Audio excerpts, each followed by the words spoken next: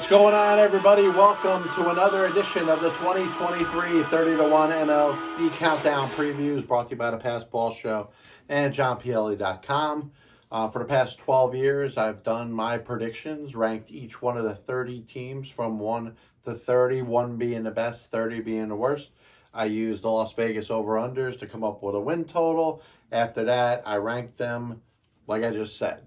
Right now, we're talking about the San Francisco Giants, a team that I believe was probably the most snake-bitten in the offseason. They made a large commitment to sign free agent shortstop Carlos Correa. That came with some internal ramifications. Brandon Crawford was going to move off the position, and they're really going to center their team around the Astros World Series champion shortstop who played with the Twins last year. Of course, we know failed physical because of a broken leg in 2014. He ends up signing with the Mets. Fails the physical because of the same reason as back playing with the Minnesota Twins. But after the Giants lost out on Correa, they took that money and decided they were going to go shopping. Signed Sean Manaea, Ross Stripling to fortify their rotation a little bit. Taylor Rogers, the left-hand reliever, most recently with the Milwaukee Brewers. He ends up joining his brother Trevor in the Giants bullpen, Michael Conforto, Mitch Haniger. So overall, they made some upgrades, and I think it was very necessary with the caliber of division they're part of. You got to compete with the likes of the Padres and the Dodgers, and obviously the Giants themselves, not too far removed from 107 wins and a division title a couple of years ago. So you look at the Giants and you'll wonder, as they went from 107 wins to 81 wins last year. I think they were due for a little bit of a letdown. I think you look at some teams out there in baseball, and sometimes you play a little bit over your head. I think once you get into a rhythm and you start playing at a high level, maybe if it's a higher level than what you thought, you start to become that team. And I think the Giants did a good job in 2021 to really become the team that they were playing like. And, this past season, some injuries, some players didn't reach the potential that they had a year before, and they had a little bit of a letdown. But I like some of the moves they made in the offseason. I think their lineup is going to be relatively deep. And the spots where you say, hey, there might not be a bona fide starter there, I think it makes for great competition. And great competition, I think, makes players better. So if you look at the Giants from an offensive standpoint, Brandon Crawford's going to be back playing shortstop. Your corner outfield's going to be taken care of with hopefully a healthy Mitch Haniger, who's probably not going to start the season on the active roster. Michael Conforto, speaking of injuries, missed all of last year because of shoulder surgery, will have an opportunity to really put himself in a better position financially as a free agent after this season. He signed a 2-year deal. He could opt out. The expectation is going to go out there and ball because he wants to go get his next contract, and getting a chance to play after missing an entire season will certainly help him out. One of their best offensive players last year ends up coming back while taking a qualifying offer, and that's Jock Peterson. He's going to be their DH. I think if you look at Joey Bart, who's taken over in his second year for Buster Posey as their starting catcher, Mike Yastrzemski, obviously the grandson of the great Carl in center field, and Thairo Estrada, who, after a couple years in the Yankees organization, really flourished last year as a regular second baseman, will have that role at least as the season starts this year. So I look at the corner infield, and I think it's interesting because a lot of people are looking at Lamont Wade, who was very good in the outfield, mostly left field, right field with the Giants last season. He's going to be playing some first base. And then there's Wilmer Flores, played in, 150 games last year.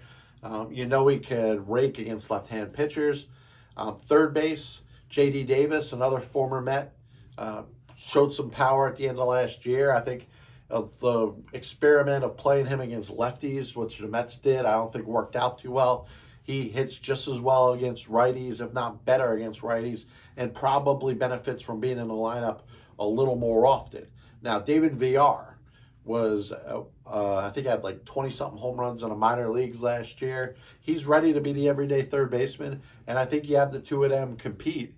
I think it's going to bring out the best in both of them. I think at some point you're going to have a legitimate number 5 hitter or a number 6 hitter out of one of them. And I think it's going to make the Giants lineup a little bit deeper. When it comes to the bench pieces, it's whoever doesn't win these battles, whether it's Wade or Flores, Villar or Davis. They'll be the top 2 players on the bench, getting a little bit of utility role, some part-time playing time, and obviously ready in the pinch if there's an injury.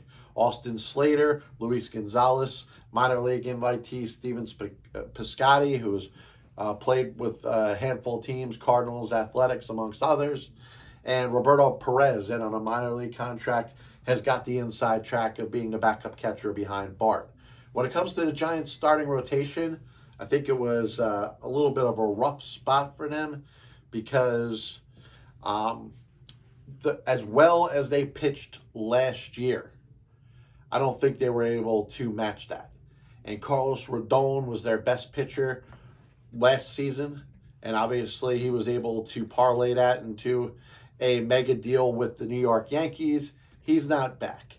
And I think you signed Manaea, you signed Ross Stripling, both off of pretty good seasons, but it's going to be hard to beat somebody that had 237 strikeouts in 178 innings.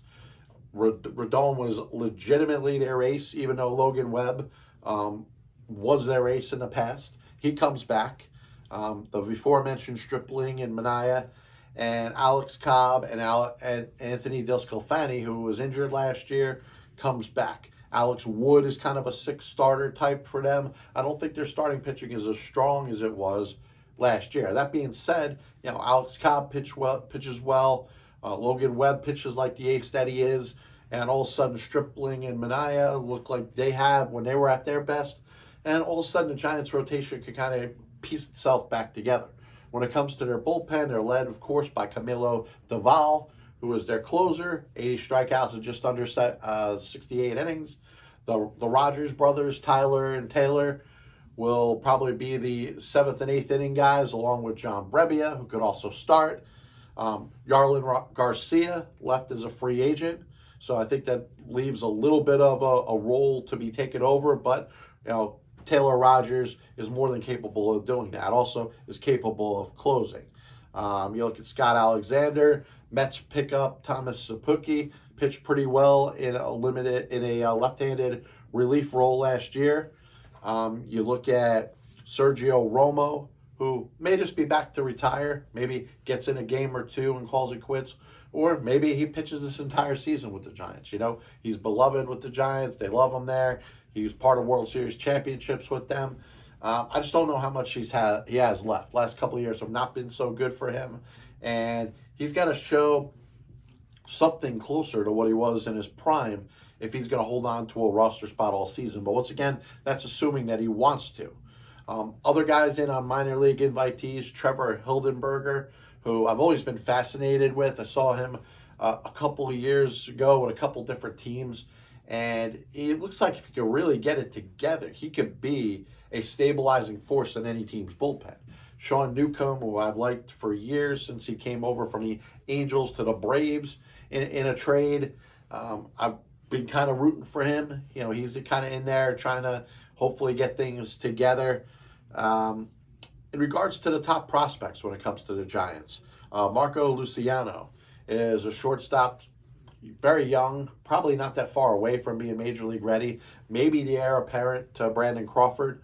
And I kind of make a little comp. I see a little bit of an Edgar Renteria in him. I think he could be that type of player to hit 20 home runs, play some good defense, steal a couple bags, and just be kind of a pest.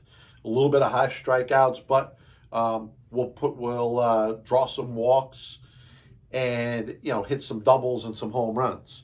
Kyle Harrison is their top pitching prospect, 2020 third-round draft pick, had 127 Ks in 84 innings last year. Grant McCray, who is their 4th overall prospect, third-round draft pick in 2019 last year. Was an outfielder. Hit 289, 897 OPS, 23 home runs, 79 runs batted in. Luis Matos, not to be confused by a player with the same exact name who played in the majors for a little while, is an infielder. I don't think he's going to be ready really until about 2025. And Averson Arteaga is a 20-year-old shortstop. I think is worth study. And if you're a Giants fan or if you're a prospect fan in general, I'm curious to see where he ends up moving up over the course of the next season or so. So the Giants last year finished 81-81, third place, NL West. I kind of see a little more of the same. I could see them maybe finishing 80-82. The Padres are that good. The Dodgers, yes, they lost a little bit with Trey Turner leaving, but I think are fairly solid. Excuse me. But it's going to be hard for the Giants to, I don't know, rekindle what you saw in 2021. Do I think that was a fluke? No. But I also think that they have lost a little bit since then, especially a guy like Rodon, who really puts their rotation on a different level. I like a lot of their talent. I think offensively they should be able to score some runs. There's a lot of questions in regards to the depth of their starting rotation now. They got guys that you're looking back on. You look at their baseball reference page. You look at the back of their baseball card and you say, hey, there's some years they really had it together. If they could all put it together in the same year, hey, I'd like the Giants to surprise. It wouldn't shock me. If you're interested in any of my other 30-1 MLB Countdown previews, you can check me out Spotify, Apple Music, Amazon Music, videos on YouTube. Past Ball Show's been around since 2012. That's my podcast. You can check that out in the same way. See you next time for the next of my 30-1 MLB Countdown previews. God bless you. And as always, I'll see you on the other side.